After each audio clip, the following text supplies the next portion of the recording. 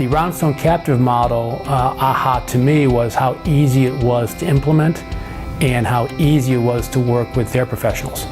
The aha moment was really seeing that Roundstone is coming in with solutions that the fully insured carriers can't provide the employers.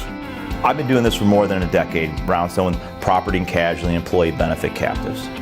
And the aha moment really happens at the employer when that advisor or consultant walks in their office with a dividend check. The employer community that's fully insured has never seen a dividend check. They have never had Blues, United, Cigna, Aetna come back and say, great year, your loss ratio is 70%, our fees are 10%.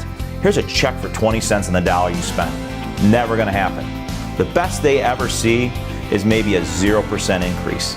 That's the best they get.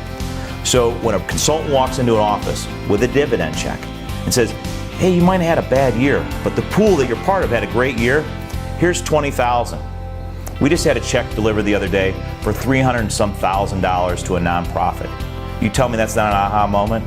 That a nonprofit funded by tax dollars, our tax dollars funding this, the advisor walks in and goes, here's $350,000 because you did well.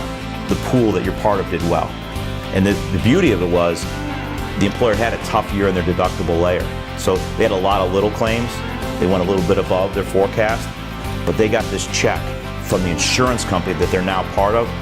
You want to talk about an aha moment, that was an aha moment. I think the aha moment for me with the captive model is, again, the ability of small and mid-sized employers to enjoy the benefits of self-funding.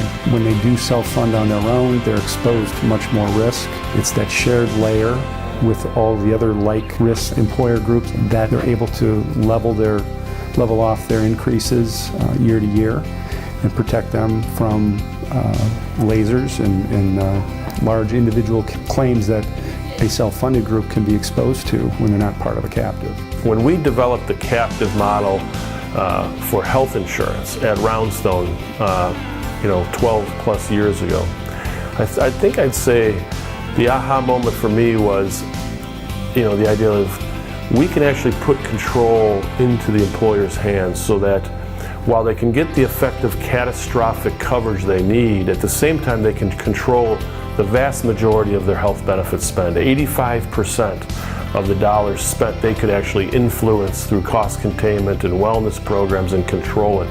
And that the captive funding model allows that to happen. And when I realized the significance of that and the benefit to the employer of having that kind of control and being able to manage that cost, and that a group captive model delivered that, I knew we had something special, and that was what I would say was my aha moment.